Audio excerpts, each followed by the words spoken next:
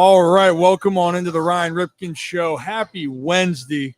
And I know that a lot of people are feeling a certain type of way because of the news that just happened. But let's tell you about what we're doing right now. We're actually live from Rock Salt Grill. What up? In Westminster. Some people want us to do like the West Virginia of Westminster. Really? Yeah, it was got asked yesterday. Oh. I'm a little bit thrown off my game right now. I'll be honest, Brad. Why is It's that? mainly because of the news that just came out. Yeah. It's a little jarring. I know Zach Bollinger's taking it well. He'll be in here in just a moment. But, guys, we got a lot to talk about today. We are out here with the Carroll County Youth Service Bureau really trying to give back. We care about the community, and they have some great initiatives. That's why we are at Rock Salt Grill. So if you're in the area, come on out. We'll be here until, 5:30? Yep. Roughly. Yep. The show is going to be the normal scheduled time. You can come hang out with us and maybe vent about what just happened. And if you're curious of what I'm alluding to, well, the Orioles just released some very harsh news. Felix Bautista is going to be out, not just for a little bit of time. He had surgery it's going to put him out for 12 months. We'll get into all that and a whole lot more. There is some other drama that's still going around the NFL. We talked with Santana Moss last year, Washington legend, talking about the impact of Scary Terry. The Ravens set their offensive line, and we'll go around baseball and this, that, and the other. But without further ado, I know he's doing very well behind the scenes. Zach Bollinger, how you doing there, bud? What's there to smile about? Has there ever been such a bad day?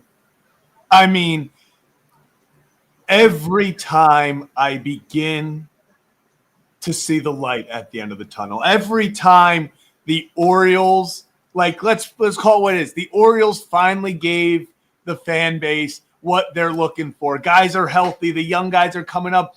They're 43-33 in their last 76 games, one of the best in baseball. You're like, wow, Bradish is coming back. Wellesley's coming back. It's all coming together. They can make a nice little run, grab momentum, and head into 2026. And then the baseball gods did the old, not so fast, my friends. And then you get Adley discomfort, Westberg discomfort. And they're like, oh, you want to see the kicker. You want the kicker. Because we were like, okay, that's a lot of, it's like that meme where it's like, that's a lot of slicing. Like, you can stop slicing. You're like, okay, that's enough. They're like, oh, Felix is done for 12 months.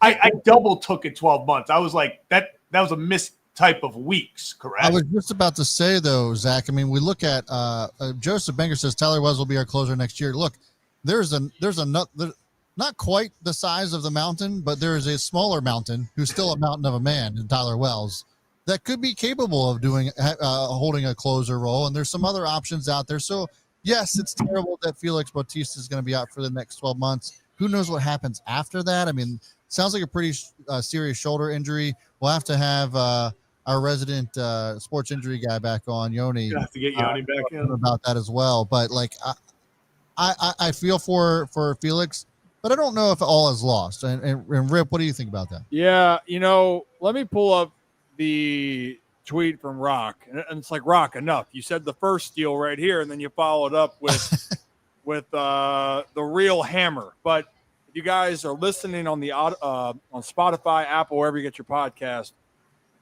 what Rock tweeted out, Rock Kabatko, Felix Bautista had successful surgery yesterday in Los Angeles to repair a torn rotator cuff and a torn labrum, and followed it up with he's expected to miss at least the next 12 months. And I think the key word here is at least. And you're right, Brad. When it comes to shoulder injuries, and also for anyone that when teams give you this cryptic answer to start, but they say it's bad, and they won't tell you what it is, but they just say it's bad, it's really bad. Yeah. And so when I saw that initially from Tony Manzolino, I'm sitting here going, well, I just hope that he can be back at some point next year. That's where my mind went initially. And now you look at what it actually is. So rotator cuff and labrum. I know people get scared about Tommy John. Dude, the labrum scares me more than Tommy John. Yeah. The rotator cuff scares me more than Tommy John because of the success rate that we've seen with Tommy John surgeries. The ligament will heal. You can move back. The shoulder is a lot more complicated. a lot more complicated, because then that can alter how you throw in the future. And it doesn't mean that you're going to be able to get that velo back. And a guy like Felix Bautista, that is mountainous, literally as his nickname and by stature, and that can throw 100 and has that splitter, it could all impact how it goes. And I'm not going to jump to conclusions about what could or couldn't happen, but to say that this is a devastating injury, not for the sake of season, like take out next year. Yeah. Not that he won't be a part of the team, and that sucks. What's devastating or really nerve-wracking to me is, could this change the trajectory of what his career can be? That's what terrifies me. Yes. That is what's terrifying me with Felix here. And just 2 months ago or 2 years ago, we thought about Felix as the top guy. And here he is. He's ascended. And in 2 years' time, now you're wondering, is Felix Bautista ever going to get back to who he was? Well, so Brooks brings up a great point. Hi, Brooks. Appreciate you. That he's 30 years old. You know, by the time he's fully recovered and back to throwing, might be 32. And how much of the old Felix are we going to see? And that's why I prefaced it by saying, like, look, it's I feel for Felix Bautista. It sucks. It's I really don't know what the future is going to hold for him. Yeah, and it's too early. We're not going to go down the what if. Now I am going to text Yoni right now. You don't have to, but I yeah, I like to play the what if. But the reality is, this is now not a what if. The Orioles need a closer next year. Yes, that has now become a priority in the offseason. When we talk about you got to figure out your priorities, well, the Orioles now are going to go, we need a guy at the back end, and we've seen closer by committee is not what you want to do. Yeah. They could go that option, but if I'm them, that ain't it. Right. That ain't it. And I know, Zach, there's some options out there. Aroldis Chapman went to the Red Sox, and he's Ryan Helsley. Ryan Helsley is another guy that is going to be in the equation here. I think Wellesley could be that guy. I think that's probably where they start. I would agree. See how he does as a closer. I personally can't wait to see Tyler Wells back in Baltimore. Miss that guy, but I think that's probably where they start and they see where they land. That's why I was saying, like, I'm devastated for Felix, but I think the O's are still fine. Just throwing it out there, they might still be fine even with Felix, even with the devastating injury. Right now, I'm going through the just the offseason, upcoming, the unrestricted free agents that are available. It is pretty funny because when I look at guys and I'm like, okay, they could close and they have closer ability. Aroldis Chapman, obviously, Ryan Helsley. I would love to go get a Luke Weaver type. I think that would fit perfectly. But then, funny enough, after that, probably the two guys that I'm looking at and I'm like, yeah, they could serve in a, they've been there, had that, been in those positions is Sir Anthony Dominguez and Gregory Soto. So now suddenly, is there like no, there? Absolutely not. No. I would love Sir Anthony back. That's going to be more on the table for sure. And Tyler Wells, though, to be a closer, you got to have that bulldog FU mentality. And Wells actually embodies that. Yes. He doesn't throw very hard. Love you, Tyler, but you're not out there throwing heat. If you hit 94, it's a great day. And I'll pat you on the back and say, good job, kid. But he knows how to mix. I'm sending that right to Tyler. He knows how to mix his pitches. He's got a really good changeup, but above all, he doesn't get rattled in big moments. Like he truly is, screw it, I welcome that. Yeah. You need that in the closer role. And we've discussed this for the longest time. You can look around baseball. The closer role gets all the glory. It gets the most hate. But there's a reason why there's only a certain amount of people that can handle being in that role day in and day out, because it is really damn hard to close out a ball game. The stakes are the highest. You have to be ready for the unpredictable moments.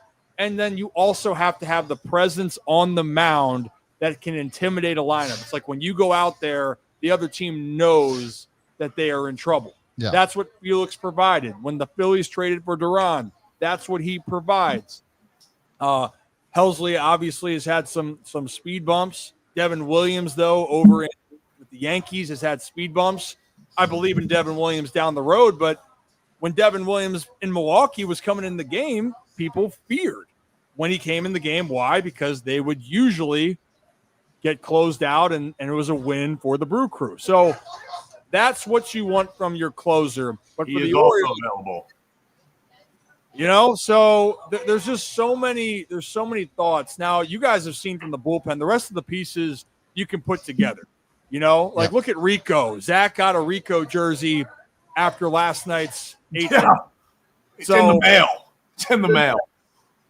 So, in general, the bullpen can be fixed, but finding a closer is not going to be as simple as it possibly is. But I'll tell you what, the Orioles are still playing with a lot of confidence because Felix was already out and this team's continuing to build up. So a lot of positives. And also, by the way, a PSA announcement. I said this last night on X and Instagram. Putting the ball in play with 2 strikes it should never be devalued. And you can miss me with all the analytic crap about, power with 2 strikes. I get it. Doubles, triples, homers are awesome. I will never say don't hit a homer with 2 strikes. What I'm also trying to tell you is the unpredictability of putting the ball in play and making the defense have to make the play. You don't know what can happen. And case in point, last night, Sam Basallo swings at a ball well below. I mean, there it is, Zach. Great timing right there. I mean, should he have swung at that pitch? As a hitter in the box, I'm telling you, you get fooled. You're going to swing at pitches that look like that. And as a fan, just as if you're not around the game, you're going to go, why the hell are you swinging at it? Yeah. Well, it's because it fooled him. But you know what Sam's great at? He has great bat-to-ball skills. And him putting it in play, he had a swinging bunt that was perfectly placed that led to the game-winning run, and the Orioles walk out of Fenway now winning both those games. This is like those intangible things that you can't really throw into metrics and be like, yes, this is the guy, right?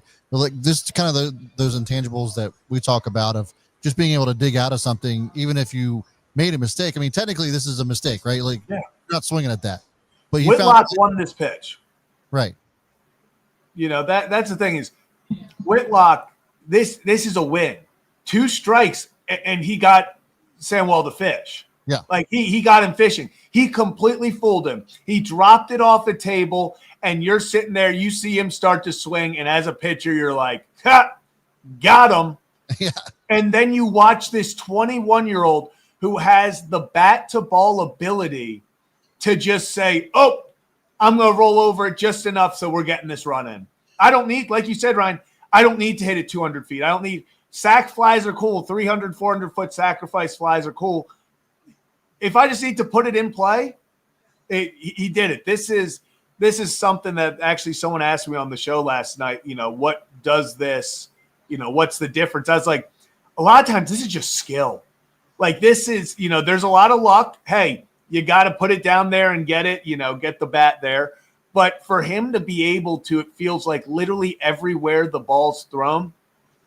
I talked about before, when he was robbed of that home run in Houston, that was an up and in.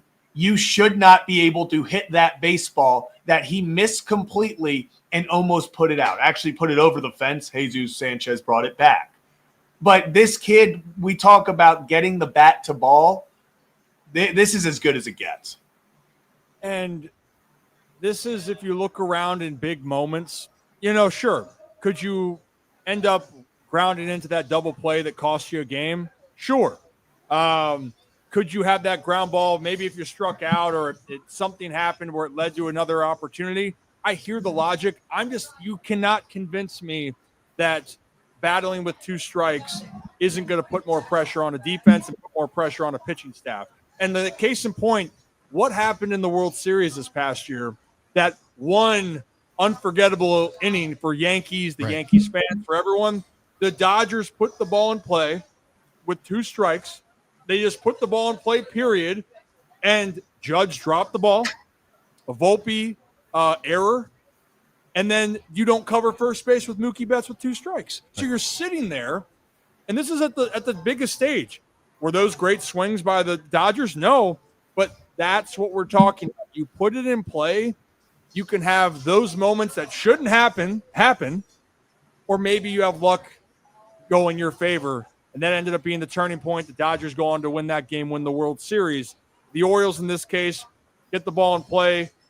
That run ends up being the game winner, and Baltimore is feeling really good about how they played over now the last 3 series. Yeah. The Mariners, the Astros, and Red Sox, 3 playoff teams.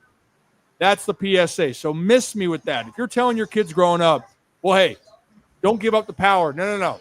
Go make a play with 2 strikes. And if you do the little things right, more times than not, you're going to be rewarded than you are going to be, I guess, disappointed with that. But hey, if you're disappointed with the show, I'm sorry. Don't be mad at us with the news. But what you can do, if you're happy with us, hit that like and subscribe button. We're live here from Rocks Out Grill in Westminster, Maryland, here for the Carroll County Youth Service Bureau.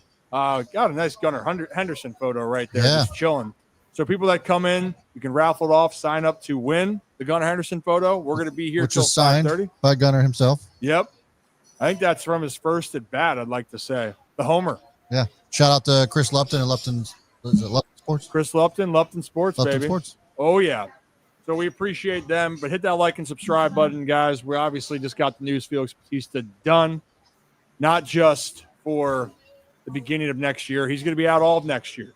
And then it's going to be questions of what's 2027 going to look like. What else were we going to talk about? There was some other things. There are some positives around the game, by the way. Like, the Birds are playing better. Yeah. All is good. Kind of. Zach, for all the fans that were mad, there was some news about Dylan Beavers. Not just that Dylan Beavers has come up and played well. People were wondering, should he have waited that long to get called up because was he going to make that other list? What, ESPN just came out with their prospect list, top 100, Zach. Yeah, and there's a Beaver sighting on there. There is a Beavers sighting, actually, number 93 overall. Dylan Beavers comes in on ESPN, making that 2 of 3 publications that you are needed to be on to be eligible for the PPI Rookie of the Year pick if he were to win it next year. This is why the Orioles kept him down, was the opportunity that he finds his way onto the list. First one we saw was Baseball America. Then now you see ESPN following suit, adding him as number 93. He does still need to make the preseason list. So, I mean, if he were to fall back, but we'll probably see a few rookies also lose some eligibility over the next few weeks, moving the list down. And I would say it's pretty safe to say we're going to see Dylan Beavers comfortably in the top 100 and at least 2 of the list, if not all 3, once MLB Pipeline also puts out theirs. And I know the argument around all this is that if these guys were called up early, the Orioles would be right back in this race. I'm not going to jump that far as to say that. Sure, could they have brought a jolt to a team? But I think the Orioles earlier in the season, Zach, they had a lot of issues internally that were problematic, right? And when things aren't going right, it's going to impact whoever's involved. I mean, I'd like to look around the league. The Royals called up Jack Caglione, right? Their top prospect, hitting prospect, because they thought that would jolt their lineup. And sometimes it does. In that case, it really didn't. And the Royals have been trying to figure it out. They've been scuffling. They've been the team that was supposed to be at the top of the AL Central, not Detroit. So I don't know if Sam coming up would have created that. He certainly could have. But also they could have been in a position where it was more stress and pressure, and they felt like they were the saviors instead of guys that needed to get to the big leagues. When I look back at Manny Machado, Zach, when the O's made a run in 2012, when Manny got brought up, he wasn't brought up to be a savior. He was brought up to be a piece to help them continue to go. I really do think that people would have looked at Samuel of being the savior for Baltimore. But make no mistake, it's a business move. You got to make it. If because to be honest, Zach, it's extra chances. Yeah. If Basallo doesn't win, I could see Dylan Beavers. If Beavers did what he did in the minors this past year, he hits 15, 20 jacks and hits around 300. He's going to win the award. Yeah, Basallo hits 30 home runs, then there'll be Sam's award. But yeah, and I mean, to get the pick as well, you just need to be, I believe it's top 2. So, even if he finishes runner-up, it's one of those things where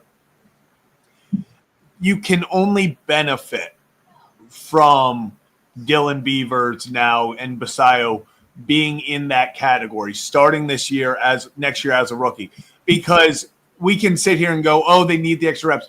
Are those, let's say they go 7 at bats over, the limit. Mm-hmm. And then suddenly next year they win Rookie of the Year. They lose that year of their contract because they won Rookie of the Year. And now you're sitting there going, were those 7 at bats really worth not getting that first round pick? Not getting any compensation for this. So that's where it's the smart thing. Is it annoying as a fan base when you're like, hey, these guys can help us? But at the same time, you have to understand it's the smart thing to do as an organization. This is why in the business of the sport, when these rules are made, I don't blame organizations for trying to play that card. Yeah. Right, Brad? I don't blame Mike Elias or looking at, well, how do we try to, if we can get more value, how do we do that? Because it's not just Mike Elias, by the way. A lot of other teams in this circumstance are looking at, well, all right, if we're going to be limited in certain cases, but you're telling me with the talent that we have, we can get another high pick that can turn out to be a good player. It matters. It matters. So in general for the Orioles, Beavers, happy for him that he's being recognized. He's been great. I'm excited to see him play down the stretch, and probably for Sam Basallo moving forward. And with Beavers, they can't go over 130 at bats down the stretch here. So they're going to have 5. My guess is they're going to play 5 games a week. Would probably be that sweet spot. Yeah, that's the part that I hate about this number. I'd rather just say August 15th with MLB. That's how long you can wait, and let the guys play. What's the difference of them getting 150 at bats compared to 130 at bats? Right. It kind of drives me insane with that part. If you're going to allow it, but you're going to have them wait, well, just let it be a date. Not. That's what I was going to say. To me, it's stupid. The game count makes sense to me. The back count makes 0 sense to me. I don't know why it has to be both. It should be one or the other. And honestly, the back count, the at back count, it's just I don't know. That makes no sense. Just do it. Make it simple. Why you have to overcomplicate it? Make it a certain amount of games. I get it because you don't want to manipulate it too much. But the at bats just is wild. So in this case, though, too, think about that. When it was the old September call-ups, when they expanded their rosters, get to September, right? Whammy. Okay, you come up. There's there's nothing else. You hit that date, those guys get to come up. Why can't that be considered here? Correct. For baseball, I think those are little things that you can redefine that I think would eliminate it, because you're telling me right now, if you're an Orioles fan, you're telling me right now that the value to not play Sam Basallo, who's been electrifying for not just the Orioles, for all fans right now. Yeah. He's produced. Dylan Beavers has produced. And you're going to say, you know what? You guys are great, but we don't want to get too used to you. Right. Let's get some other guys in there. Yeah. And that's what I don't like. But we can argue that to the cows come home here. Yeah. But if you're new to the channel, hit that like and subscribe button. Ryan Ripken Show. We do this live every Tuesday, Wednesday, Thursday, right here on YouTube, X, and Facebook. And right now we're live from Rock Salt Grill in Westminster as part of the Crab Cakes cause with the Carroll County Youth Service Bureau. Crab Cakes for a cause. For a cause, yes. Sorry, Crab Cakes. Close enough. For a cause. Unique New York, Zach, movie. Is that Wedding Crashers? No. It's not, Zach. It's not. Ryan, I am under a lot of stress at the moment. I'm not sure if you guys saw. I did see, yes. Lamar Jackson.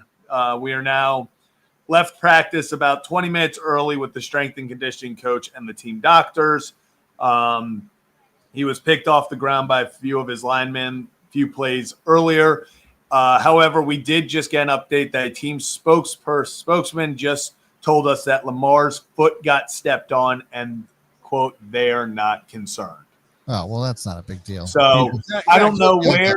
Quit overreacting. I was going to say, come on. Well, so the original thing was that he landed on his hand and wrist and couldn't get it. So foot is that's where I'm confused, is everyone was reporting holding his hand and wrist, which is much more like it was reported Lamar Jackson wrist hand left practice early. So everyone was thinking that it was a hand wrist injury, which is much more concerning than his foot was stepped on. So I don't know why suddenly it changed from hand wrist to, oh, his foot just got stepped on. Yeah. A lot of people are feeling really calm. Everybody's on edge. I mean, this isn't the time today. I'm fine. I'm fine too. I'm fine. Zach is going through the ringer. It's been another day of Baltimore sports fan. Though. Aren't you glad though that yes, we're in media and we're in sports media, but thank God we're not reporters. Thank God we didn't decide to go that route or break news or anything except for the trade deadline, which is not my fault. That was Fox News' fault. Yep, it was. I didn't break that. It was. I didn't. All's good. Brad was not reporting. No fake news there. I was just sharing. Well, technically it was, but that was MLB sanctioned Fox messed up. They messed up. That's right. So regardless of it, though, fake news. Yeah. I mean, if people want to break news when they come on the show, hey, that's your. Hey, whatever. We're here to just talk about it and relax and have a good time. Most times, except I'm glad, like at least Zach's a little fiery today. So yeah, I'm here. It brings some energies because sometimes Zach has that kind of like mopey, oh woe is Bali face. So the bet didn't hit. Last night. I blame the Orioles though. Case in point. See, blame the Orioles though. Okay. What happened last night? I needed a little bit. I was going to say, I was like, yeah, going Sam Basallo and Beavers to get a hit last night. And then 10 minutes later, we announced the lineup. It's like, Basallo's not even in the lineup for the bet. I was like, okay. That was like. Amazing. Yeah. So a lot of things to talk about. We're going to get into some football talk, obviously, in a little bit because we are getting closer. And by the way, we are going to shift our scheduling days next week going into September. And actually, just to let you guys know, we plan to take a little break next week. Yep. Mini break. Like just a week break. Not because it's like a week and a half. Yeah, not because we want to get rid of you. Just Zach. And Rocco. And Rocco. But it's mainly we're getting ready for our fall schedule because it's going to be a doozy. We're going to have our football coverage, but don't worry, our baseball people, we are building out a content strategy to have everything in the mix. We actually have a couple. I was going to say, we have some great interviews that are also going to be coming out as well throughout this break. So be on the lookout for that. It's just a live show component. We'll take a little bit of a hiatus so we can regroup and figure out how we want to map out football season. And like you said, schedule will be changed. I'm excited. I'm pumped for football season, by the way. I know it's a little early for people to get into it, but like the ideas that we have swirling around, the partnerships that we're going to be having, it's going to be awesome. It's going to be a great time. And again, it's funny when we look at this. We'll be about 2 years consistently, Brad and Zach, like the three amigos right here, of consistently doing the show. Yeah. So it'll be 2 years of consistent Ryan Ripken show when we kick off football season. So it's really cool for us and where we continue to grow. And if you've liked our baseball content and guests that we brought in, let's just say you might like our football content on the guests that we might bring in. Yes. The baseball content will not go away, but it is funny.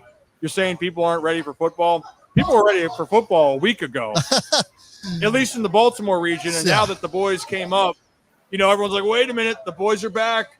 The O's are fine. I didn't say that, but everyone's going, Ryan, the O's are fine again. I said that. Yeah, you did say that. I just said that today. Hey, but it reminds you how much people love the Birds. People still love the baseball season, and playoff baseball, can't be beat in my mind. The intensity, the excitement, it is phenomenal. So appreciate that.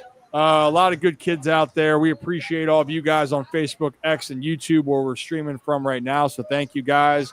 Another group of good kids, and that's the highest form of endearment if you've watched the Ryan Ripken show, is our friends over at Merit Club right there. Talk about things planned for the fall. Merit Clubs, we do got a lot planned with them coming up. They're going to allow us to give away a lot more because, in the summer, what do people want to do? They want to just swan dive into the pools, and I get it.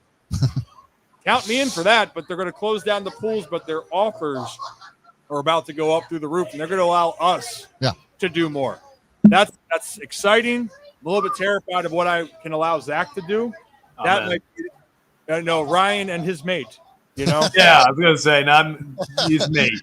The Ryan and his mate series. the Ryan and his mate series. But for Merit Clubs, we have a couple segments that we're going to have involved with them. Plus, the giveaway part. They want to help you guys save. Why save dollars when you can save hundreds of dollars? Zach, you know what movie that is? No. What? Are you serious? Wasn't that a commercial? You literally do this on the show with us. Why not? And you don't even know why you're doing it? Why get billions when you can? Oh, is that Austin Powers? Yeah. Oh my God. Yeah. I thought you were talking about I was like, I have no clue what save. I was like, isn't that like an ad for like a carpeting thing around here? Money down to save hundreds later. Give it away. I thought this would give it away. Oh, I didn't see you guys doing that. I was like, isn't that a commercial? Merit Clubs, I appreciate you guys. Thank you so much for all the help. And check out meritclubs.com for more on the month-to-month sponsors. But, guys, we'll keep it rocking and rolling. Is there any other full baseball news out there? There was that one play, Zach. Someone asked me to break down the Rockies play. Did you see that a couple days ago? I did not. Zach, you know what I'm talking about. Yeah, let me. The pitcher ran into the first baseman who ran into the second baseman all at once. Oh, no, I didn't. Oh, it was like it. When we're talking about pop-up priorities, yeah, failed, bad, woof. But they made the play. Yeah, let me try to find this. Yeah, see if you can try to find that real quickly. But I want to break that down. While you're doing that, I will say we are cramped in here. Oh yeah, it's a tight space. It's a good thing we're close. We're close because now we're even close. Yeah, I put on some deodorant today. I put on Blackbeard's Delight too. So I'm really it's a good aroma in here. Yeah, there is that. I will say shout out to the Carroll County Youth Services Bureau, what they do while Zach's pulling us up. So what you're supporting if you guys come out and visit us today is the mental health for youth, in particular for underserved families. And so if you guys want to support a good cause, come win some free gear, get some signed photos from Ryan as well. And have some amazing food. If you guys have never been to Rock Salt Grill, I saw a couple people at the beginning of the stream talk about Rock Salt. Ridiculous food. I mean, ridiculous. So you want to come out, have some good food, support a good cause. Come on out to Main Street in Westminster, Maryland. Would love to have you guys there. What is about the Main Street in Westminster? Aaron, the owner here, is an incredible human being.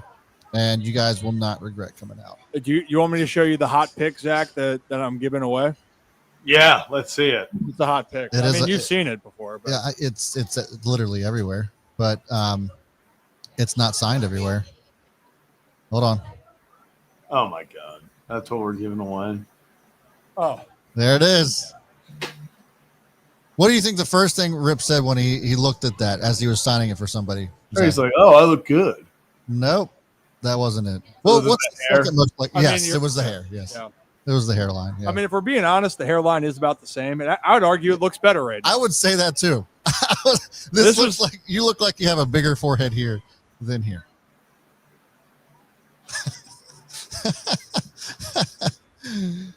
You guys be the judge here. We like to have fun on the show, right? We're trying to get the spirits up because we know a lot of people in Birdland are frustrated with the news of Felix Bautista. You know what could have been available? I just saw two of my former teammates on the screen over there. Who? Brandon Hennefy pitching for the Tigers, and Jahmai Jones, Orioles legend, Jahmai Jones.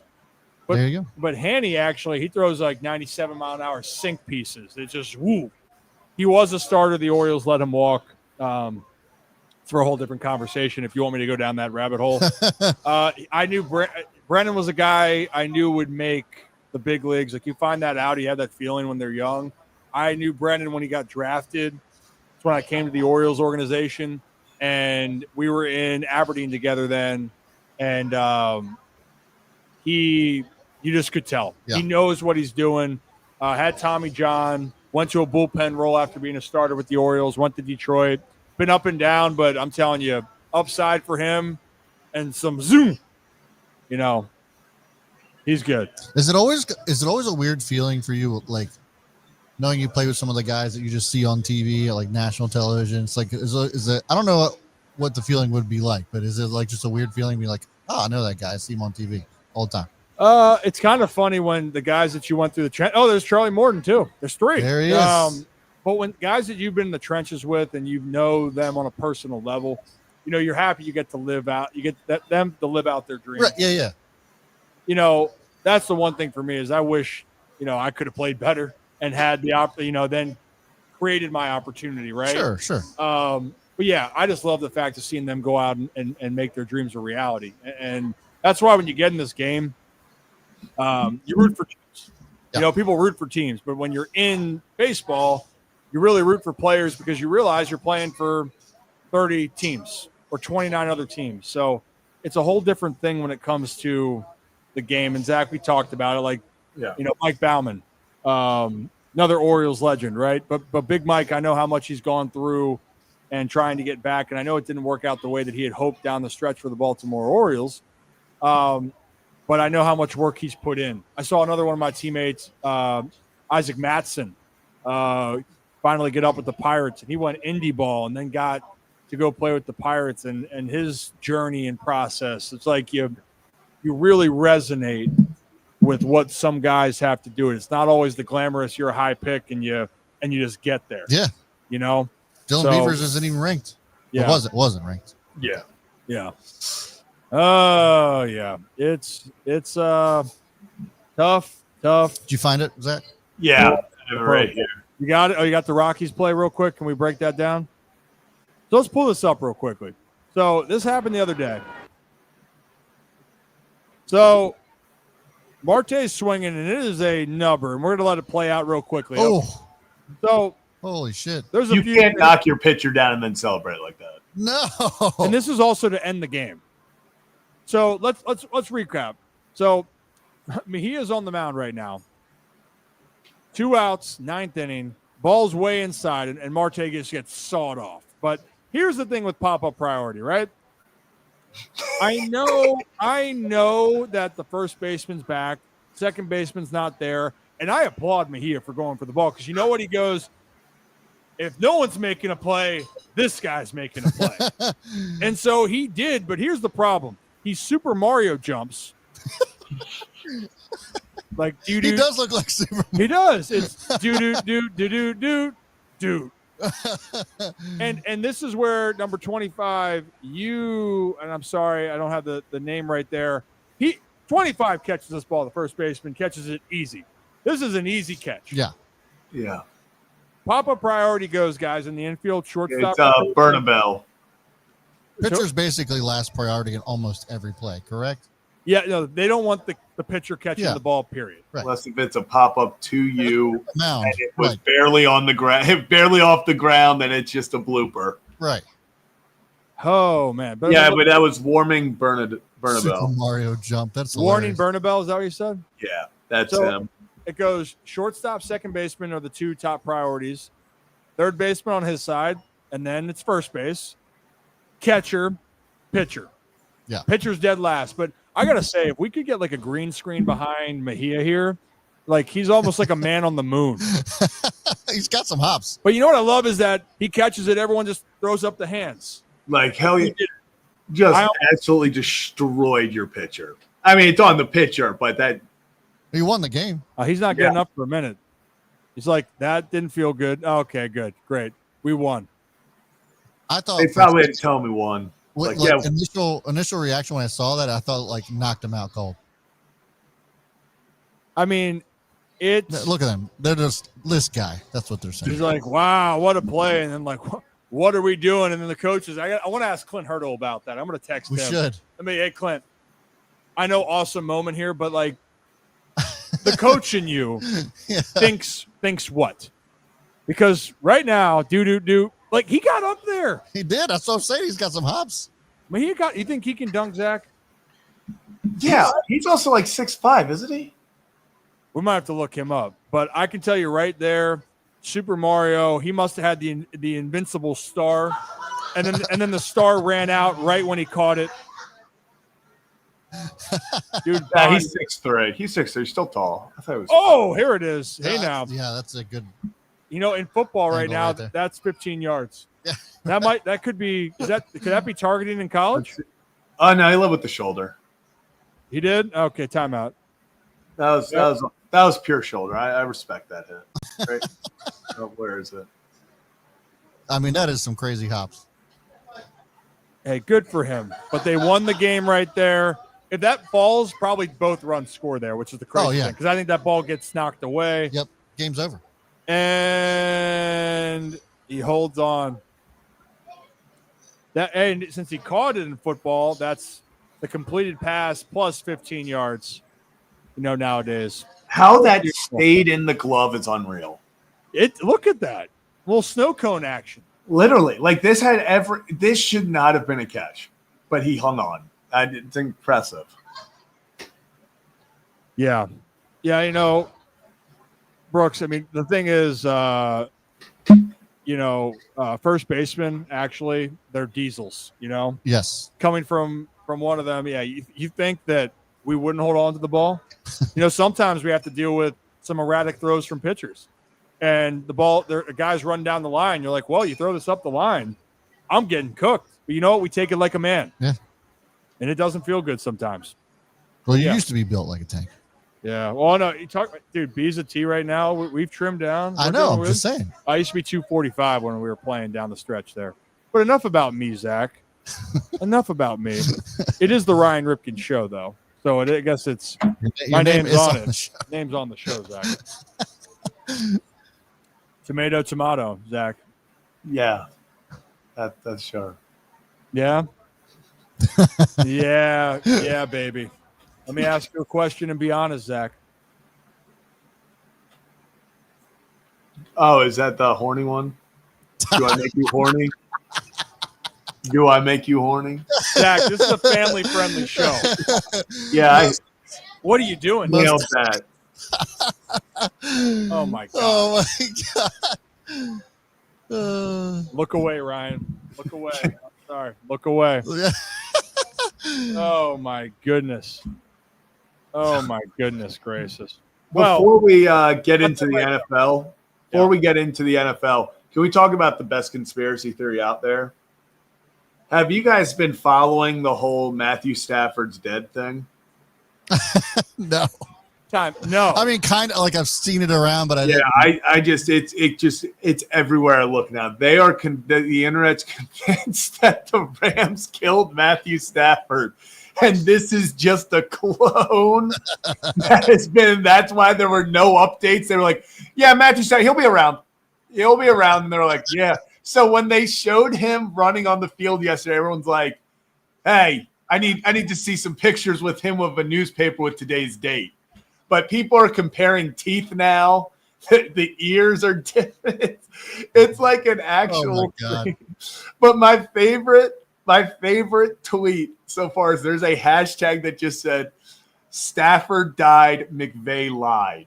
Like, that's a trending hashtag. Oh, my God. Well, and also, I think Sean McVay has been saying a lot. We're going to be transparent. We're transparent here. Goodness gracious. Don't you love it all? There's a couple sides of this, but it always comes around when teams are cryptic about injuries where people get panicked. That's a little bit too much of a panic for me. Yeah. And by a little bit, that's like, what are we doing type of panic. But it's not like the panic, in Baltimore where you hear, it's not good. Well, what's not good? Well, Felix Bautista's whole entire shoulder is going to be redone here. Yeah. And he's going to be out for at least 12 months. At least 12 months. So if you guys are just tuning in, we're sorry to break that news to you, but at least enjoy that Matthew Stafford conspiracy and go look that up. That's Bolly's. My favorite thing is there's an actual trending hashtag that is Stafford died weeks ago. It's an actual trending hashtag. Oh, my God. Oh, goodness gracious. Well, we can't stop the internet from doing what the internet wants to do. All we can do, I guess, is say that is ludicrous. But what's not ludicrous, though, the reaction for fans seeing that the top closer in baseball just 2 years ago, in my opinion, Felix Bautista, there is so much uncertainty that's going to be going into his career moving forward. He's going to miss all of 2026, in my opinion. Maybe comes back for the postseason if they're lucky next year. but I'm not holding your breath. And for the Orioles, No. now you got a new priority. And you know what also should be a priority for all of you is to hit that like and subscribe button. That does a lot for us as we continue to grow and make the channel and the Ryan Ripken Media and Ryan Ripken Show something that you guys can all enjoy. Yeah.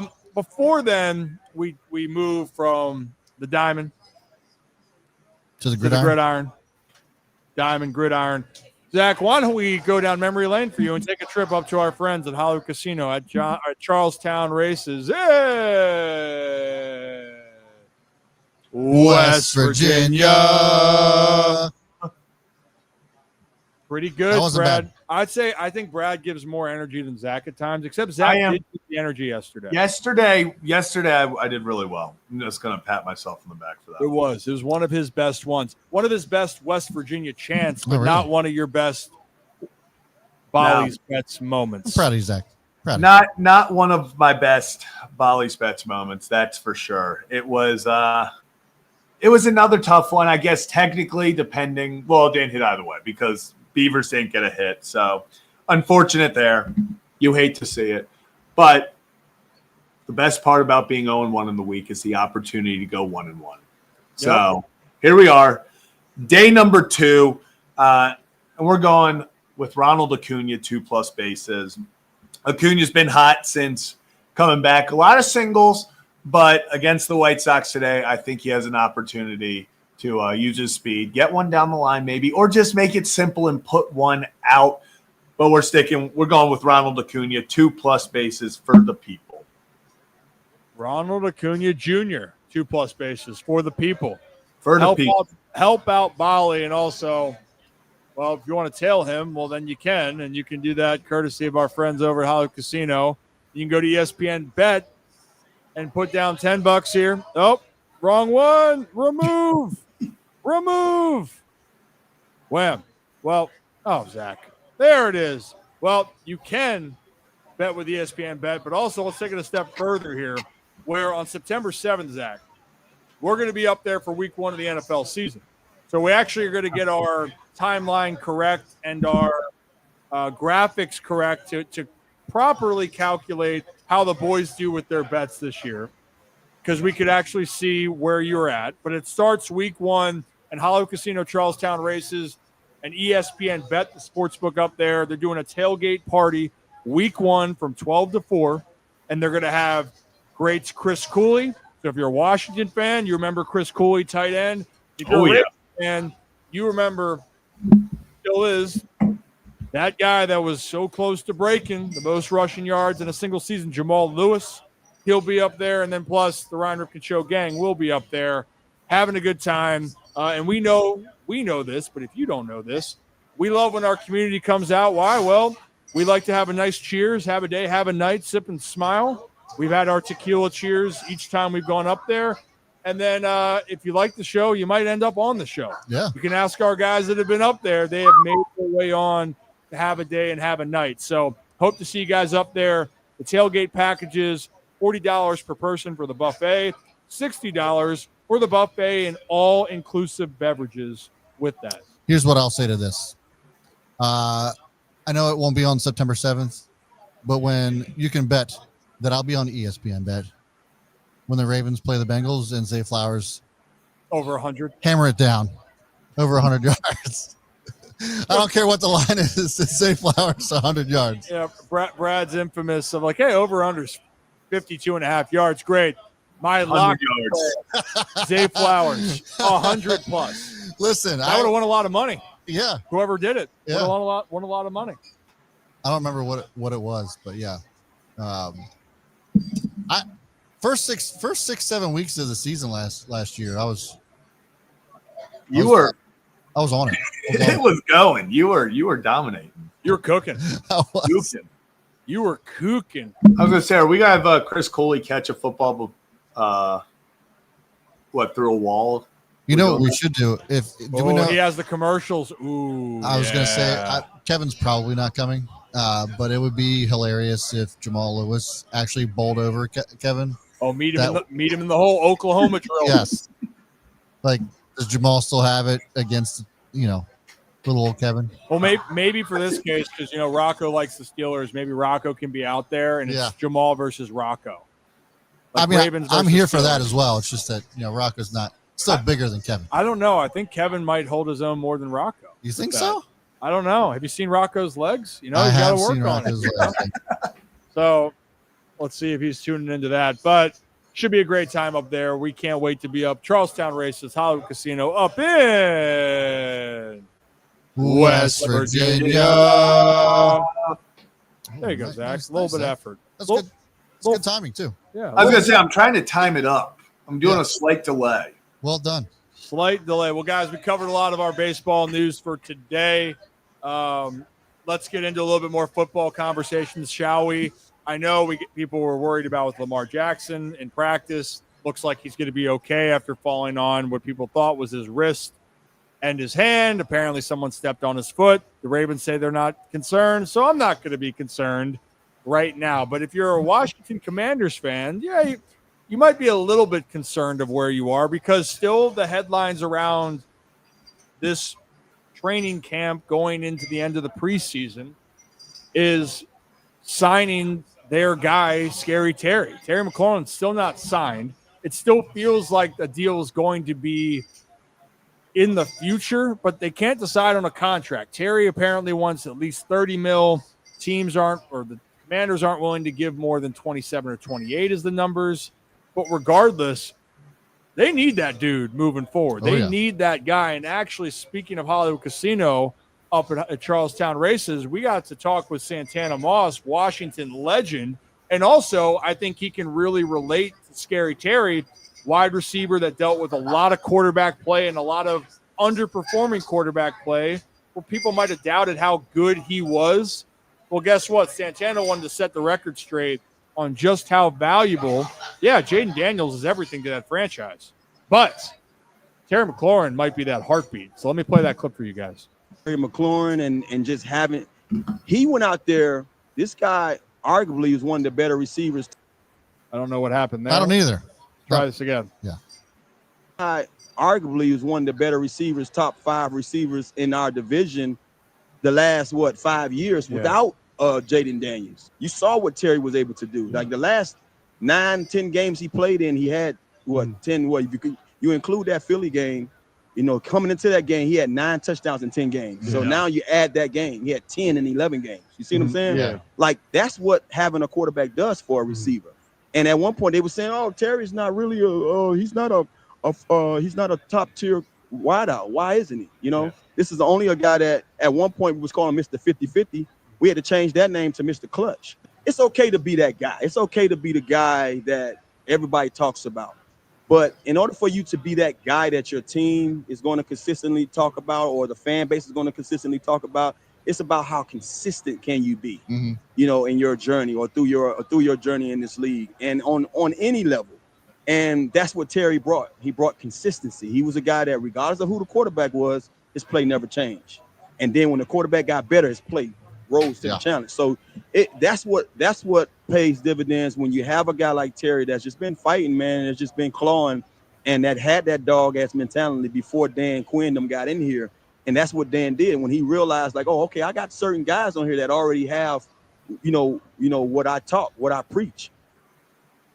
I agree 100% with Santana on that. And we've looked at that. If you look at the career for Scary Terry, all of that crap that was happening back in the earlier part of his career, the quarterbacks, the ownership situations, the dysfunction, so to speak. Yep. Who was the constant, consistent player that showed up each and every game and week? It was Terry McLaurin. Yeah. And then insert Jaden Daniels, which by far his talent and what he's meant to that team, he is the franchise. He is everything.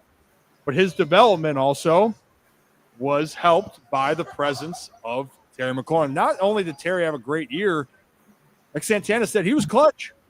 Touchdowns, the big moments. He made it, the contested balls. Who was the go-to guy? It was Terry. And if Washington is going to try to make a repeat of going back to the championship game or going beyond, here where their team without Terry on the field. I was just about to say, like, I don't know if there is, like, if you don't pay Terry, who do you get to replace him? And can you do that? I don't think you can. I don't think there's anyone that replaces Terry who has the rapport with the team, who has the relationship with Jaden Daniels. It doesn't make any sense to me why they wouldn't pay him. That being said, we've talked about this a couple of times before. There's also a point where the player has to come to a realization of like, hey, like, do I want to win for the team? I understand that players still need to get their bag, but at some point there has to be compromise. I don't know what the talks have been like between Terry and the Commanders, but I just have a feeling that there is a certain, I don't know, I guess number that Terry has that's probably amongst the highest paid wide receiver in football. I will say that while Terry's super important to this team, I don't know if he is the highest paid wide receiver in football type caliber receiver. Yeah, and I don't think they're going to go for receiver. Unique New York. But I don't think it's necessarily that he wants to be the highest, and Zach, I think it's more the value. And he thinks where a lot of guys, where his performance based off of what he's being paid, he thinks there's a drastic difference. So the one thing I want, Zach, and you can go ahead, is 28. If the difference is 28 and 30 million, is the $2 million that you're off going to be the biggest thing that keeps it off? But Zach, go ahead. Yeah. So Terry McLaurin wants $33 million. And why does he want $33 million? Well, because that's what DK Metcalf just got, who was in his draft class. That is why Terry is saying, hey, guy with very similar production to me. Yes, he's a little younger. Same draft class. He got $33 million. I want $33 million. The Commanders, kind of what Brad's saying, are like, hey, you're great. We'll give you, we'll meet you in the upper echelon. We're not giving $33 million.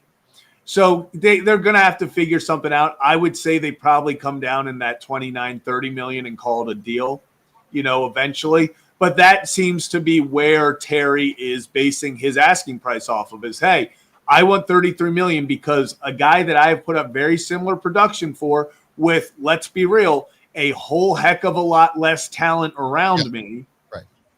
I deserve this payday. I deserve to get paid what he's doing, what he's getting. And I'm not going to sit here and say that Terry deserves what DK Metcalf is getting. I think DK is just a specimen beyond belief, especially when you bring in the age difference. But I think Terry is going to end up getting that $29-30 million. I don't think he gets 33, but I understand where he's asking. But I also understand why the Commanders are like, hey, we're not willing to go that high. Yeah, well, the other part is because of that, the age, Terry going to be 30, and you know how people think about wide receivers as they go 30 and older. Yeah. It factors into this whole conversation. Well, let's take it one step further for me. When you look at a guy that embodies your organization, and I know that people can, and this is where in the front office, the best GMs in the world have the best pulse on their teams and what people you need to bring in. Terry's impact is just as valuable to this team on the field than it is off. If you remove a leader from the clubhouse, I'm sure the Commanders can go out and win some games. You have Jaden Daniels. It's like the same thing you say in Baltimore. You have Lamar Jackson. Yeah. You have Patrick Mahomes in Kansas City. You have Josh Allen in Buffalo. If you have an elite quarterback, your team is going to feel better about its chances. But I don't like taking a high-character guy and shipping him off or not having to be a part of your team. And that's what I worry about when you're creating a culture. And Santana said it at the end. Terry already embodied what the culture was being set. Yeah, the culture is now being put in there. But imagine the Commanders take a step back without Terry. And now people are questioning the direction moving forward. That's where I look at it from. So if you're Terry, I don't blame him for wanting $33 million. I'm with you, Zach. And for the Commanders, maybe meet in the middle, say 31 and call it a day. I just think that their window to compete, it's better with Terry paying him now. 100%. Then I think Debo can make some plays, but he ain't that deep threat that Terry is. No, and Debo also has injury history, as we all know. So you have Debo, I think, is like kind of the X factor and the wild card on the team. Take some pressure off of Terry, but like I wouldn't say that Debo is your replacement for Terry. No. And I don't know if you let Terry walk or if he doesn't play this year, who you replace him with. I mean, that at the end of the day, there's nobody that you can replace that guy with right now that's available. I agree with that. There is not a replacement and not the caliber of player that you can replace Terry at this juncture. But we'll find out here. And for the Commanders, just like every other team, the Ravens, right up the road where we are, we're close to the Ravens practice facility. You know, everyone's gearing up. They already have an idea of who's going to be in-house. Now, Commanders apparently could trade Brian Robinson because Bill is taking over the backfield. But overall, you're going with who you have. So I'll be curious to see. My gut saying they figure it out. Hopefully you figure it out quickly because you got to get some reps on the field. Nothing can prepare you for a season more than going against your guys in practice. You can't replicate a game. So time will tell. On the flip side, then, if we're going to stay in the region, let's go back up to Baltimore. So we're back up to Baltimore here. The only real news besides that Lamar Jackson is going to be okay, Zach, so take a deep breath. It's okay. People don't believe it online. That, as you can tell, as you can imagine, people are a little worried why every major news outlet was like, yeah, he is favoring his hand and wrist, and the Ravens are like, no, I just got stepped on. He's fine. He's fine. Everyone's like, and when Tylan Wallace starts out with prayers for Lamar, he'll be back faster than people can imagine. Everyone's like, what do you mean? Tylan Wallace said that? Yeah. Now I'm not feeling as good. So it's not as – now people are not – I hope this is all just he got stepped on and he's like hurt his finger. Is that a tweet, Zach? Tylan Wallace? Yes. Yeah, can you pull that up? I was going to say, I need to see this. Yeah, we need a little bit more of an understanding here, Zach. What the hell is going on here? Somebody, Rick said I heard he died. Stafford died, McVay lied. Yeah. Going back to it. Yeah, I am really curious about this right now for a lot of reasons. Just because when you hear it from a player, you're right, teams are going to be more cryptic, but I still am going to take the benefit of the doubt when you hear all of that, like, okay, everything's fine. Yeah. I do understand, though, when you're at, when Lamar got hurt against the Broncos a few years ago, right to the knee, and you're sitting there going, yeah. There it is. So Ravens wide receiver Tylan Wallace said he didn't see how Lamar Jackson got stepped on. He said he'll keep Lamar in his prayers and expects him to be back. Everyone is very upset about that he keeps him in his prayers. Everyone's like, what does that mean? Like, what? Do you know something we don't? The expects him back sooner than anyone expects is not a line that I like either. No. Yeah. Now I'm sitting here and like, you know what? The whole fine thing kind of seems messed up, Well, and that's the thing. It's like maybe Tylan might just be like, oh, I don't know what the injury is, but I'm sure he'll be back no matter what it is sooner than people expect. It's just like, or he's trolling. Yeah. Could be like, or he knows he's literally fine and he'll be back out there tomorrow. And he's like, I'm sure he'll be back sooner than anyone expects, but that is the last thing that Baltimore would need right now. I don't know what to make of that. Because like part of me is like, is this something that you just normally say? Like that's just your default response to a player who's gotten injured? You know what I mean? Like, or is there actually meat on this bone? That's what I'm trying to figure out. I feel like if I knew someone was okay or anything, I'd just be like, yeah, he'll be fine.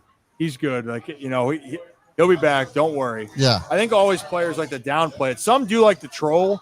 I don't know Tylan enough to judge on that, but now we're sitting here. Jonas, you got people concerned. Yeah. Now we're like, it's like the green flag, the yellow flag, red flag, everyone panic. We're approaching from green to yellow now. We're getting into the yellow. So we'll see what happens there. But on a positive note, then on the other side of it, the only news in Baltimore is that They named their offensive starting line, right, Zach? Like that's the only big news that we know at this moment. Yeah, so let me actually go to. Here we go.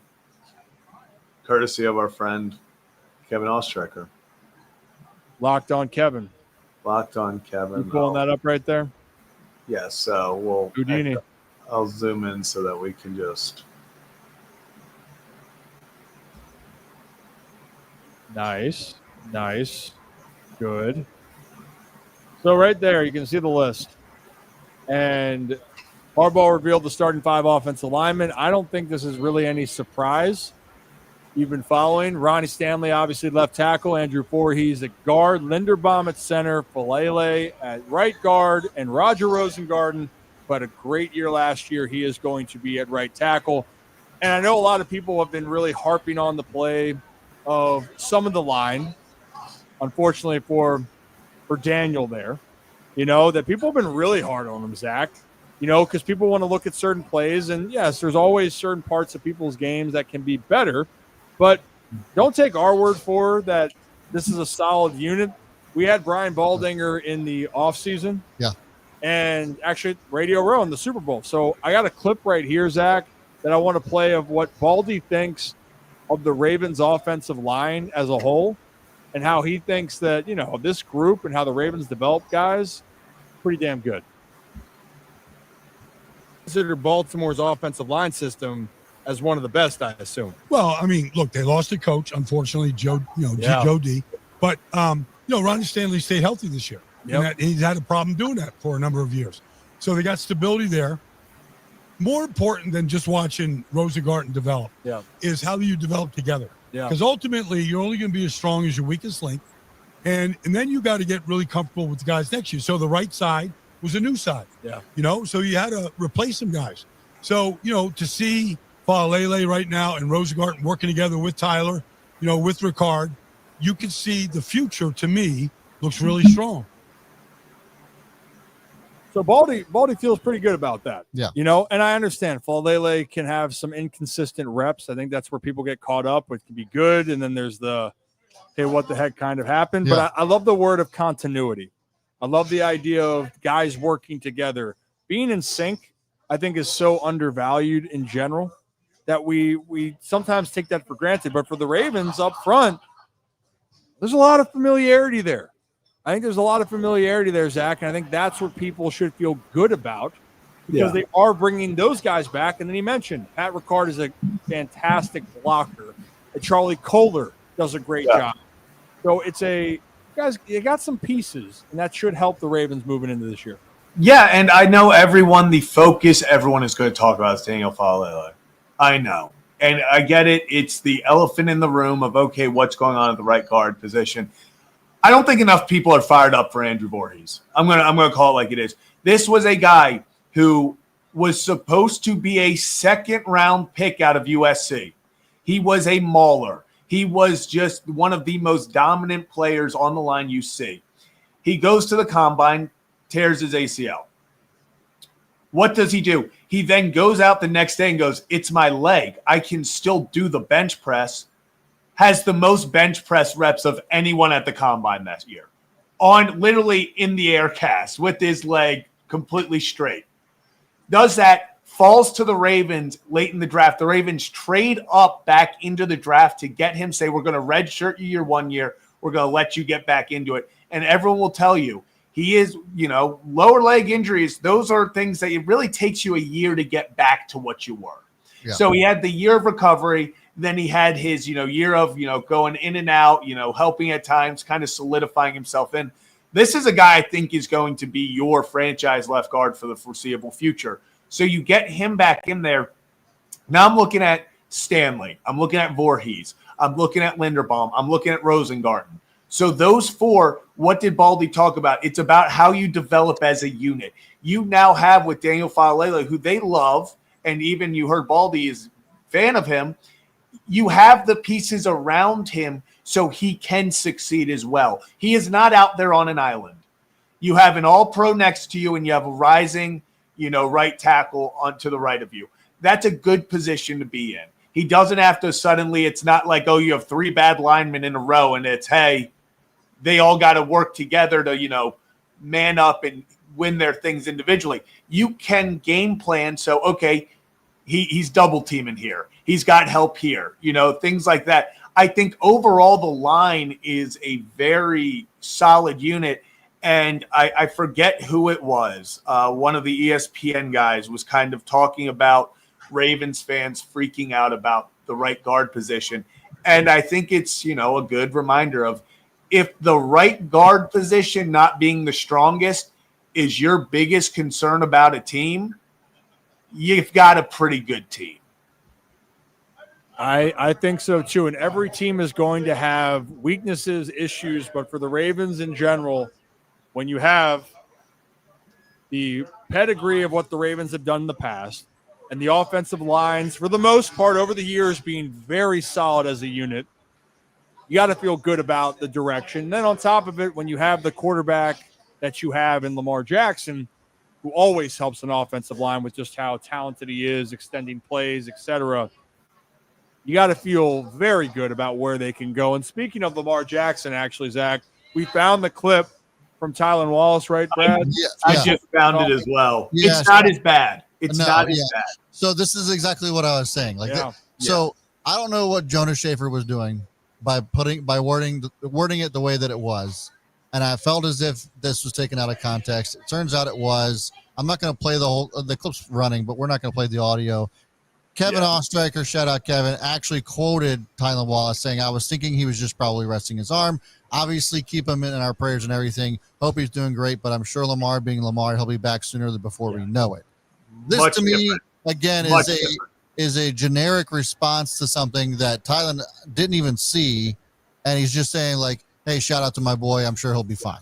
Yeah, no, that's how. Once I saw the full quote, I actually listened to it while we were just going through that. A much, much, much different vibe than when you hear he said his thoughts and prayers are with Lamar and he'll be back sooner than people think. You're like, what does he know? This tells me this is a guy who's like, yeah, I didn't see it happen. I hope he's good, and I'm sure he'll be back. Shame on you, Jonas Schaefer. Shame on you. That was a very you, bro. Scared me when I see so many people quoting that and they're like, what do they mean? His prayers and he should be back sooner than we think. Was Jonas Schaefer just trolling everybody? Because the wording on that was a little scary. This is the part of I keep going back to the Key and Peele skit where it's when they're reading text messages and sending one another. Yeah. They read it in different First round's on me. There's no rounds. A straight fight. Yeah, or like, I don't care, whatever. I don't care, whatever. What's this guy's deal? Like that's what social media does nowadays is that how you word it can be perceived. I will say, I think a lot of people would have perceived that as a little bit more nerve-wracking than what how he worded it in the quotes. So, well, he direct quoted him. Like Kevin direct quoted him, whereas like I feel like looked like Jonas was maybe paraphrasing. Yes. Well, you know what? Like I said, when Lamar's back there, the Ravens are going to be in a great position, regardless of who's offensive line, or who is going to be on the offensive line, I should say. So, all right, everyone, take a deep breath. All's good right there. Woosah. And you know what's also good? Or goose fob. What's that? Anger management. Yeah. You know, like that's. Woosah was Bad Boys. That's what it was. That was what it was. I got to go back and watch. I haven't seen the new Bad Boys that when it came out a few years ago. I haven't seen the latest one. Yeah. I've seen the first 3. I know who hasn't seen anything. Yeah. Zach Bollinger. Yeah. do you know like the What Is Love head bob, Brad? Yes. You know? Oh yeah. Night at the Roxbury. Yeah. And you know that where like the original skit. Yeah. The original Jim Carrey and see, well, classic, Zach. That whole I don't know. Have you seen that entire episode of Saturday Night Live with Jim Carrey? Like like him, the lifeguard like in the hot tub, and like Will Ferrell was. I mean, like that probably one of the greatest SNL like episodes of all time with Jim Carrey. The old SNLs, man, were phenomenal. I actually got for one of my birthdays. That's like before Will Ferrell was like really Will Ferrell. Yeah, well, it was like that. That's where they ascended to. A lot of the big comedians went from Saturday Night Live to stardom. Yeah. Will Ferrell was one of those. Now, Jim Carrey's Jim Carrey, but him just being on it, just hosting or whatnot, it just adds to the greatness. Adam Sandler. And then even a lot of the writers, a lot of writers go on to be very good. Oh, yeah. Jason Sudeikis has been on there. Yep. I know John Mulaney wrote for a long time for them. Who else? Chris Farley going back to the day. But where I was going with this, I got the best of Will Ferrell on Saturday Night Live as a DVD. Yeah. And I loved it. Like, I watched that thing from – there's 2 discs, both of them. Just disc 1 done, disc 2 right in, all the way through. It was amazing. It was amazing. So, Zach, I would recommend that you watch it. But when I recommend, you're not going to. That's okay. I've come to terms with that. I do love the cowbell one.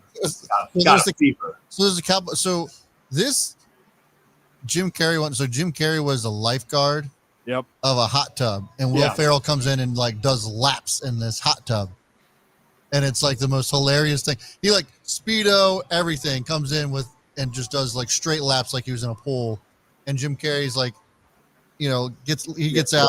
I can't remember who was the guy that got a cramp or whatever. Jim Carrey jumps in the hot tub, starts giving him CPR and shit. The whole thing was just one of the best of all time. Phenomenal. Absolutely phenomenal. And Eddie, I would do Saturday Night Live if I ever got to that standpoint. I mean, way too low, but you're kidding me? That'd be a dream. Go out there. I think I could maybe show more of my skill set. Sometimes on here, hey, I can have a good time. I can be funny. I can be funny. Little Rapper's Delight. What? That would not make the highlight tape. No. That would not make the highlight tape. Lost a lot of good men out there that night. Zach, I was a puddle.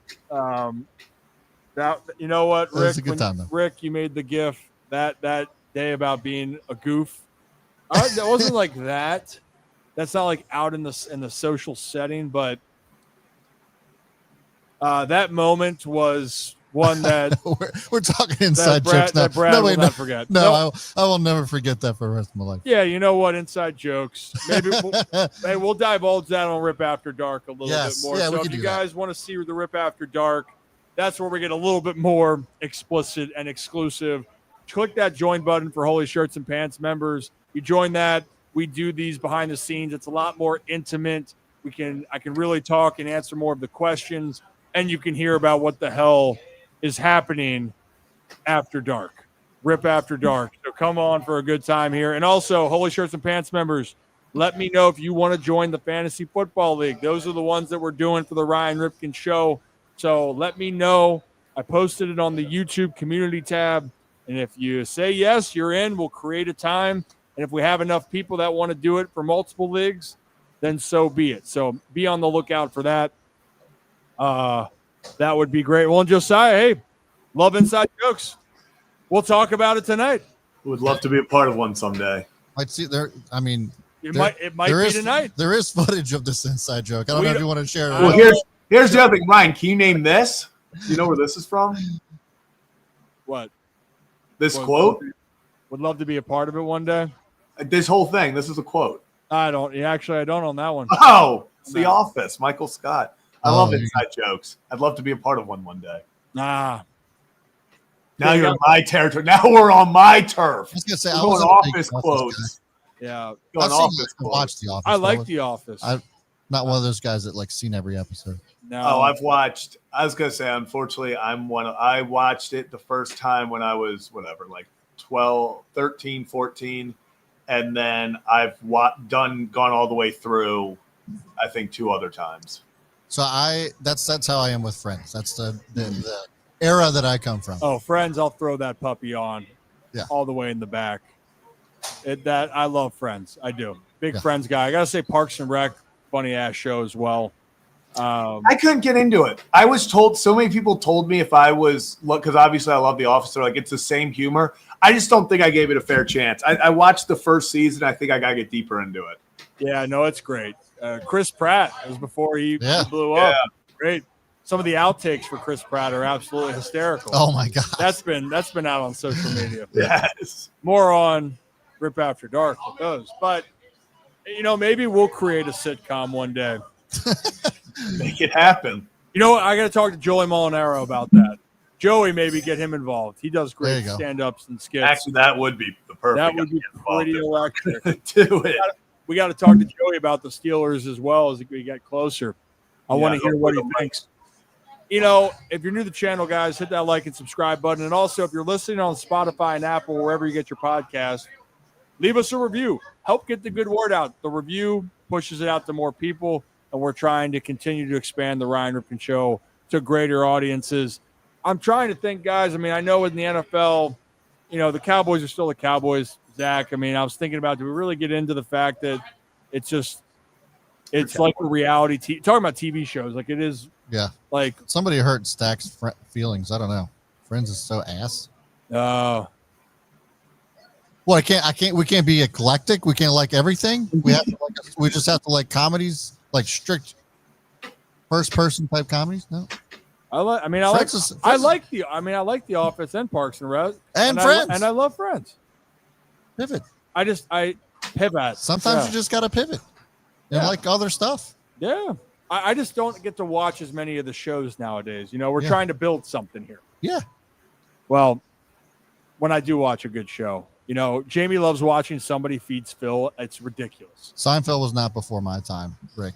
I was also a Seinfeld guy. I was a younger lad, but I definitely watched a lot of Seinfeld with my dad. See, I didn't watch enough Seinfeld just because that was a little bit right after. I'll be honest, as a kid growing up, I didn't like any of the sitcoms. You weren't born when Seinfeld came out. Honestly, the one where my mom and I had a bond over and it makes zero sense was Family Guy. Yeah. Probably not the show you should watch with your mother. But my mom was like, let's watch it. Like, this is kind of inappropriate. Yeah. Let's do it. That was our relationship. We can't wait till we get Kelly on the show. I know. Your mom cracks me up. She's like, on one hand, she's like, just very, very polished, whatever. Yeah. And then like she doesn't strike you as somebody that would be sitting down and watching Family Guy and Austin Powers with you. Yeah, or you're out in Greece and she's got a champagne flute balanced like in her teeth and they're pouring champagne.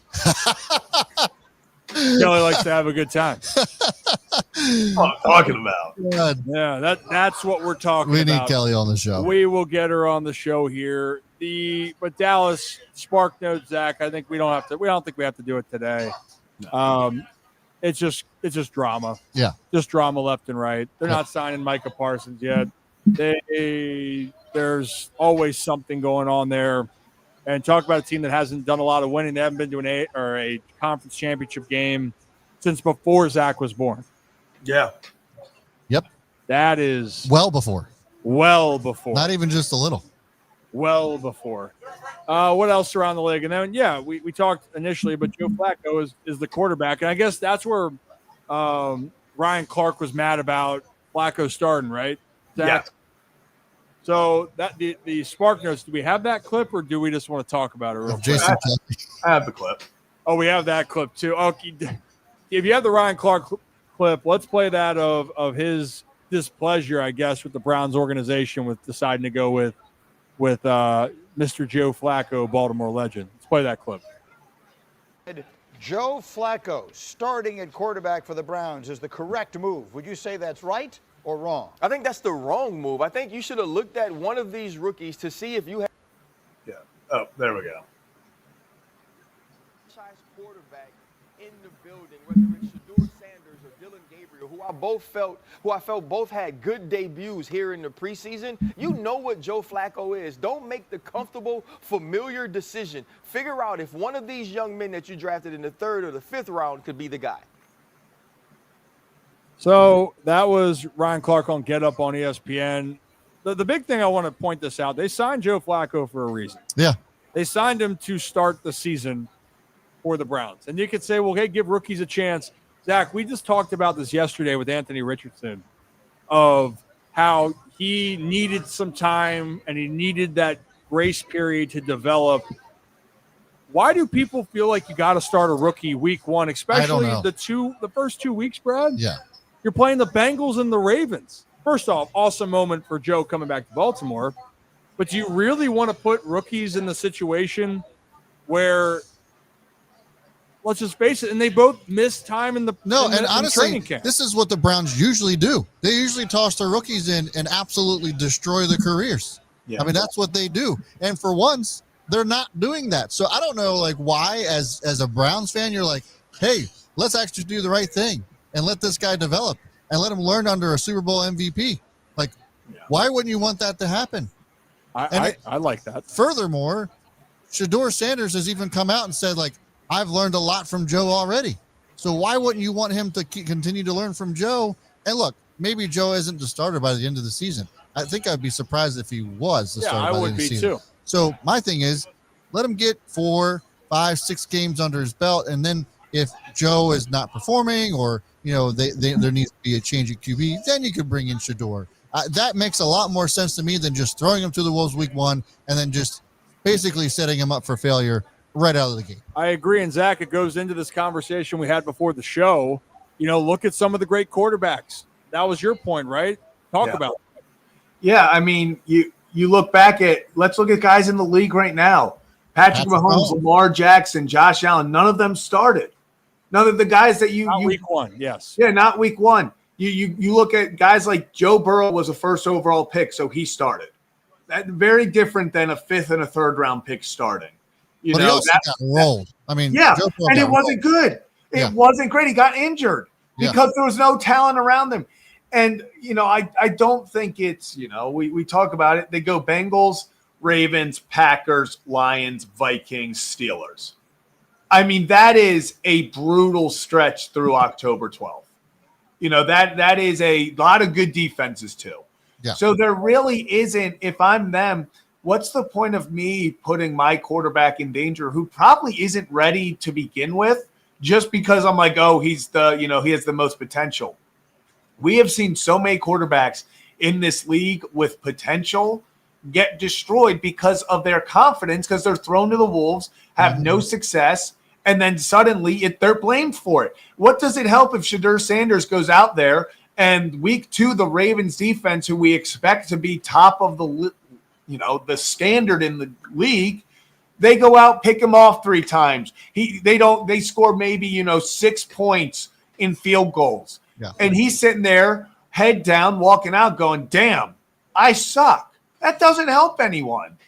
Have him go out there when he's ready, have these guys, and I know I'm just saying Shedeur, and maybe Dylan Gabriel is also getting a shot, but I just don't think throwing a guy to the Wolves like that is the best option right now.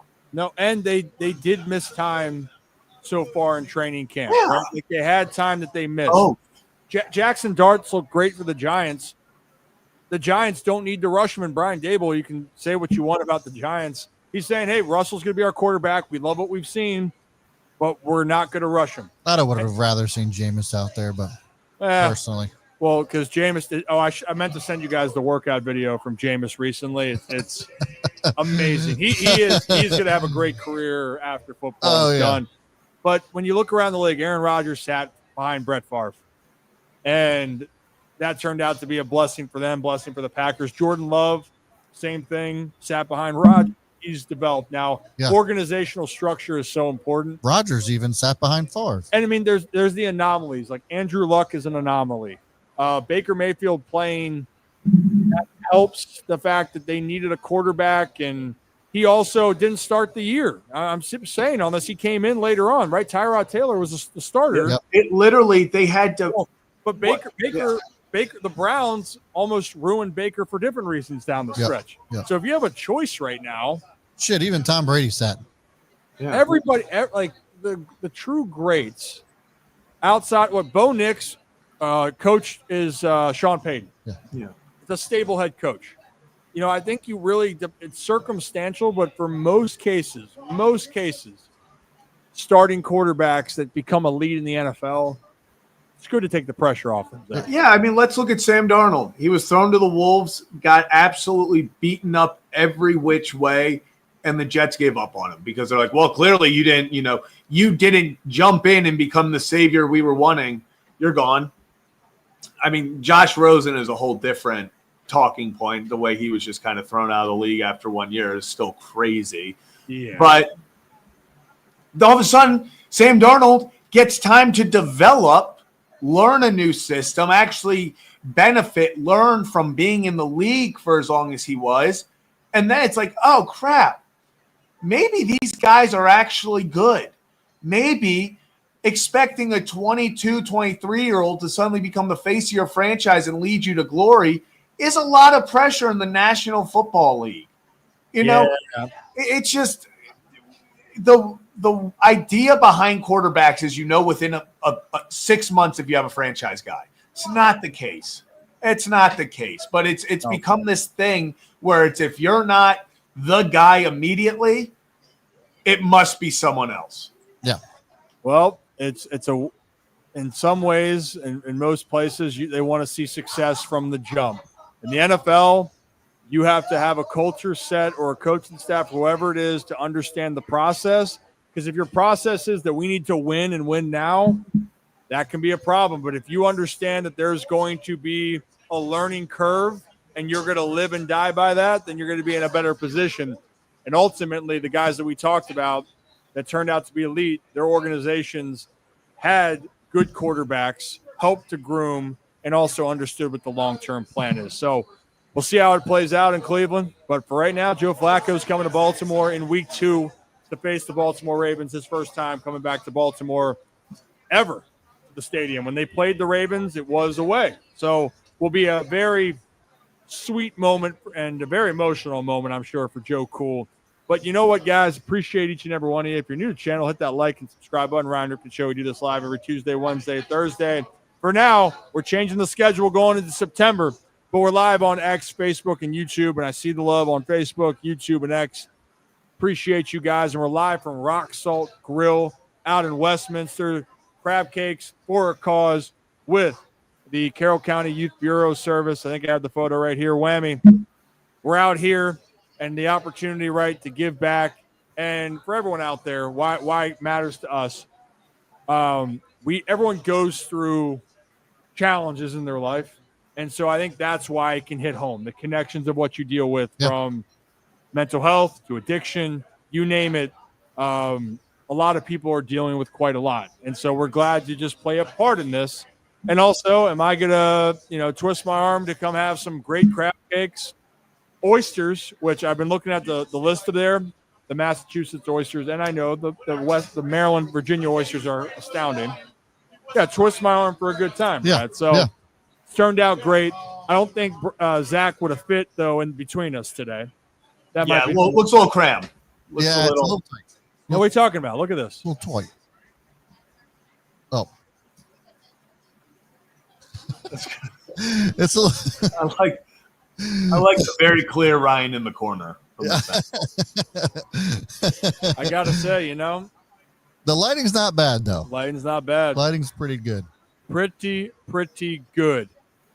What's the new schedule, Laura? We did mention our plan right now is, because we know after Sundays, when do people want to talk about football? Yeah. On Monday. So we're looking to do Monday. We're going to find a right show time. Do we keep it the same window? Maybe we push it back a hair. But then Thursday nights, we believe, or Thursdays are going to be something. And Sunday, on Sunday, we're going to have the get up with us on Sunday morning and talk a little ball. We're thinking about, not that we're your pregame destination up till kickoff. No, get up, go have a beverage, and join us for your football Sunday. We'll get you going on the right track. I will most likely be recovering from beverages. There was that one last year was tough. Oh, I remember. We remember. When I was like, I'm going, I go to the bathroom real fast and then have to take care of some business before hopping on. I was like, I have not felt this wrong. That is some dedication, though. It was yakking away and coming right back on the show. I know my friend's going away party the night before gets out of hand. I was like, oh no. I remember walking in the studio that next day and being like, we're here for vibes, and then sitting there and be like, maybe we're not here. Yeah, you were more than a puddle that was a tough one. But we've all been there. I might have been there recently last Saturday, but that will be more for Rip After Dark. Guys, I think that kind of does it for the day. We covered Felix Bautista out for the year. So if you're tuned in live right now, go back, watch the beginning. We talked about it very extensively that Felix Bautista not only is going to have an extensive battle back, the question of when he will come back and will he be the same guy, because shoulder injuries are so tricky. Yeah. That's just put it lightly. Extremely long recoveries. Torn rotator cuff and torn labrum that's going to be prepared or repaired or just was. Long road ahead. Dylan Beavers is added to the prospect list, so that can help the Orioles with the pick down the stretch. And then we covered our football news. Anything else that I'm missing, guys, before we get on out of here? Nope. We will be here. Ryan and I will be here until 5:30. If you guys are in the Westminster area, come say hi. We're going to be doing a little bit of a meet and greet. Again, for a great cause. We'd love for you guys to come hang out. So we'll be here for a little while longer if you guys are in the area. Zach, anything for the people before we get on out of here? No. Let's I guess if you need your baseball fix tonight, I'll be calling the Ironbirds game up at the Dean. So hell yeah. Tune in. Be doing the same thing on the 30th. So come out to Aberdeen on 30th. Ryan. This guy. Ryan does Ryan really love baseball? You guys want the Ryan hates the Dean? Does Ryan hate the Dean? What I'll do is I'll bring one of the cameras up there and I'll live stream me and Mike while we're broadcasting. There you go. That would be actually content cool. Right there. That would be content. You want to see Rip in the studio? Well, buckle up. It's coming. But awesome, Zach. Have a great time. Brad, appreciate you guys. Appreciate everyone here at Rock Salt. Appreciate every one of you. Hit that like and subscribe on the way out. And join the Holy Shirts and Pants of Rip's Good Kids as we kind of reshuffle all of our content moving forward for the fall. But the music's playing in my head. It always is. Do, do, do, do, bump, bump, bump, bump, bump, bump. As always, have a day, have a night, have a great stinking rest of your Wednesday. Get over that hump, and then come on back tomorrow to see us for a brand new edition of the Ryan Ripken Show. Be good, be safe. Really good beatbox there.